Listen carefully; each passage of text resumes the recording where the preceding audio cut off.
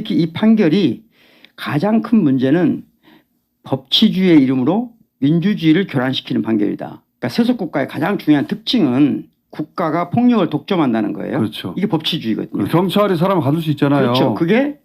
그게 법치주의의 근간이거든요. 네. 그런데 그 법치주의는 그러니까 국가가 폭력을 독점하는 것은 견제돼야 돼요. 뭐에 의해서? 그렇지. 민주주의에서. 아하. 우리는 법치주의, 민주주의 거의 등치에서 생각하는데 아니죠. 서로 갈등 관계가 있을 수 있고 견제 관계가 있어야 돼요. 왜냐하면 법치주의 기반에서 사람을 가두기도 하고 폭력을 그렇습니다. 행사하기도 하니까 예. 누군가의 의지에 반하게 감옥에 20년 쳐넣을 수 있잖아요. 그렇죠. 그러니까 민주주의가 오히려 법치주의를 견제해야 한다. 더 우선이죠, 사실은. 더 위에 있고. 그렇죠. 그런데 민주주의가 때로 위험할 수 있기 때문에 경우에 따라서 법치주의로 민주주의도 규제돼야 되죠. 이것을 상호 제약적이라고 해요. 법철학에서는. 사람이 배우긴 배워야 돼. 그런 생각이 드는 건데 이게 딱 울림이 있는데. 예. 첫째는 저부터도 그러니까 윤석열 정권을 극단적 박근혜 정부 이 정도 생각했거든요. 처음엔. 예, 박근혜 정부가 조금 극단화됐다. 박근혜 정부가 끝일 텐데라고 생각했는데 아니 더 끝이 있었네. 이렇게 생각했는데 이건 좀 나이브한 생각이라는 거예요. 저 스스로 생각해. 이번 재판을 통해서 윤석열 정부는 그 능력에 있어서는 박근혜 정부의 최대치지만 그 잔인성에 있어서는 박정희, 전두환, 더 나아가서 이승만까지 합쳐놓은 것보다 잔인하다. 지금 잔인성이라는 게 현실성이 있고 가능성이 있는 거거든요. 눈 껌뻑껌뻑 하는 거 어려운가 본데. 지금 제가 보기에 윤석열 정권을 이해하려면 가장 중요한 특징이 단순성인데 무슨 단순성이냐. 이걸 사회심리학적으로 설명해 보면 이런 거거든요. 우리가 초자아가 있고 이드가 있잖아요. 또는 좌뇌가 있고 우뇌가 있잖아요. 이게 균형 감각을 유지하는 걸 자아하거든요. 그러니까 제가 보기에 윤석열 정부의 초자아는 일종의 아버지로부터 계승된 것 같아요. 아버지의 세계관. 원래 심리학에서 그렇지만 아버지의 세계관을 계승하고 있고 그게 지금 안보실장을 대변해 안보실장 같은 사람들 유라이트를 통해서 대변되고 있는 거예요. 체벌하고 규제하고 엄하게 그렇습니다. 다스리고. 하나는 이드는 오랫동안 마셨던 술 또는 골프 그거에서 총괄 집합이 부인인 것 같아요. 그러면 이 두 가지가 그러니까 초자아와 이드는 서로 갈등하거든요. 이거 두 개를 견제시키고 균형시키는 게 자아가 있어야 되는 거거든요. 자아가 있어야 되는데 그러니까 서로 갈등해야 돼 이게. 근데 지금은 그래서 윤석열 정부는 자아가 밸런스를 잡아야 되죠. 그렇죠. 근데 자아가 없는 상태에서 도착적으로 화해돼 있다. 그래서 어디로 갈지 누구도 짐작할 수 없는 정도로 위험하다. 이 재판의 가장 큰 위험성은 왜 법치주의 이름으로 민주주의를 교란했다는 판단의 근거가 뭐냐 하면 두 가지예요. 이게 사법재판인가 정치재판인가 첫 번째. 또는 이게 사법재판인가 도덕재판인가. 근데 정치재판이라고 하는 것은 금세 우리가 이해할 수 있거든요. 그런데 도덕재판이라 위험한 거거든요. 더. 도덕재판이라는 게 도덕과 법의 차이를 우리가 인식해야 돼요. 일단 사법적으로는 이 낙선자에게 이런 법을 적용해서 그 실형을 때린 사례가 없어요. 없죠. 처음 있는 일이에요. 도덕재판은 내면, 외면, 행동만 판단하는 게 아니에요. 내면까지 판단한다는 겁니다. 너 이랬던 거 보니까 이런 마음을 먹었구나. 그렇죠. 내 죄를 알렸다. 그렇죠. 그러니까 이것은 내면에 드러나는까지 판단하기 때문에 도덕재판인 거예요. 이재명이 하지 않는 말을 가지고 유추해가지고 죄를 때렸으니까. 그렇죠. 현대 국가가 폭력을 독점할 때 국민의 내면까지 심판하는 순간 그건 마녀시대에 돌아가는 거거든요. 마녀사냥이 될 수 있죠. 마녀사냥이 될 수 있기 때문에 절대 금지하는 거예요. 이 재판 결과를 보고 대한민국 많은 사람들이 내면의 상처를 받는 이유가 거기에 있는 거예요. 도덕재판을 받다고 생각하면 내면의 상처를 받습니다. 너 이렇게 나쁜 놈이니까. 사법재판은 이 재판을 통해서 이 범죄를 한 사람을 공동체의 구성원으로 인정한다는 걸 의미해요. 공동체의 구성원으로 더 끌어안는다는 걸 의미합니다. 사법재판은. 그렇죠. 여기까지만 하면 그렇죠.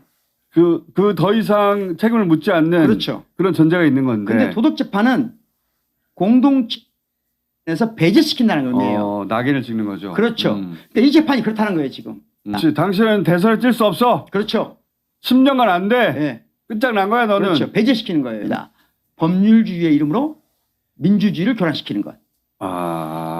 와닿네. 이게 가장 위험하다는 거예요. 현대국가에서는 부모가 자식도 징벌할 수 없어요. 그렇죠. 선생님도 학생을 징벌할 수 없어요. 오로지 징벌은 국가밖에 할 수 없어요. 그게 사법을 통해서 하는 거거든요. 그러면 사법재판은 엄밀해야 돼요. 더군다나 사법재판의 모든 과정은 그 결론에 이르는 절차가 불완전해요. 그렇죠. 불완전하니까 더 예민해야 되는 거예요. 더군다나 지금 기소하는 단계에서부터 한쪽으로 완전히 왜곡돼 있다면 그렇죠. 더더군다나.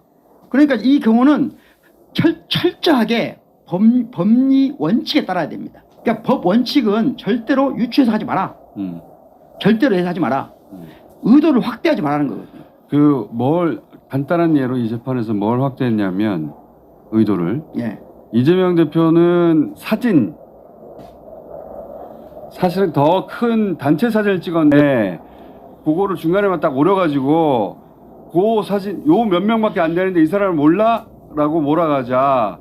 이거는 사진을 조작했네요. 이거보다 훨씬 더 인원이 많은 단체 사진. 그러니까 모를 수도 있다. 근데 그렇게 큰 사진을 내놓으면 모를 수도 있다는 게 납득이 돼버리니까 이 왼쪽에 있는 사진을 오른쪽처럼 만들어가지고 마치 저렇게 4명이 단촐하게 사진 찍었는데 모르냐? 라는 식으로 몰아가서 이재명 대표의 이야기는 이건 사진을 조작했네요. 라고 말했어요. 그런데 판결은 골프를 안 쳤다. 그런 말 한 적이 없거든요. 골프를 안 친 것처럼 말했다라고 해가지고 유죄를 때린 거예요. 그것을 예. 의도가 나 골프 안 쳤다고 말하려고 한 것이다. 속내가. 예. 그런 말 한 적이 없는데. 그러니까 그 의도를 확대한 거예요. 예. 마치 이런 거거든요. 이 친구 암 걸렸어요. 간암 걸렸어. 근데 그 전에 술을 많이 먹었어요. 예. 네가 간암을 걸린 것은 술을 먹은 것은 간암을 걸리기 위해서 그런 거야. 그런 식인 거지. 이거 의도 확대 이런 거예요. 그렇지. 그런데 저거를 근거로 해서 너는 대선에 10년 동안 나오면 안 돼. 그렇죠. 그렇게 결론 내려버리고 이게 얼마나 황당해. 오늘날 대한민국의 헌법 체계는 그 행위를 한 사람이 아니라 예. 행위를 받은 사람의 감정이 중요하다라고 맞아요. 인정합니다. 포괄적으로. 예. 그런데 이재명은 왜 인정하지 않냐는 거거든요. 국토부가 10몇 번을 보내서 압박을 했는데 나 협박으로 느꼈다고 그랬어요. 예? 근데 협박으로 느꼈다는 거는 자기의 감정이잖아요. 그렇죠. 감정을 법이 처벌할 수 없잖아요. 그렇죠. 근데 협박했다고 말했다고 지금 유죄를 때린 거거든요.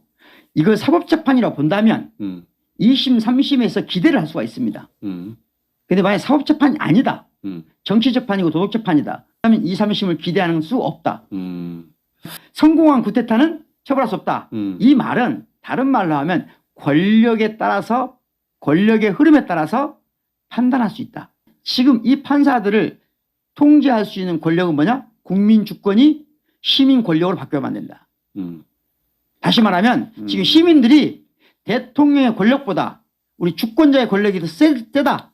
힘이 세다는 걸 보여줘야 된다는 거예요. 대한민국 판사들은 권력이 향배에 따라서 판결하는 경향이 있다. 그래 왔죠 역사적으로. 그러니까 지금은 대통령의 권력보다 대한민국 국민의 권력이 세다는 걸 보여줘야 된다는 거죠. 지금은 예를 들자면 여론조사에 적극 참여한다든가 광장에 적극 나간다든가 골목길에서 실내천에서 다양한 형태의 담론에 참여하고 구성해야 된다. 그래서 지금 2, 3심 기대하기 전에 국민들이 힘이 있다는 것, 우리가 진정한 권력자라는 걸 보여줘야 된다. 자, 박구영 교수님과 함께 법철학 관점에서 이번 1심 선고 의미 한번 짚어봤습니다.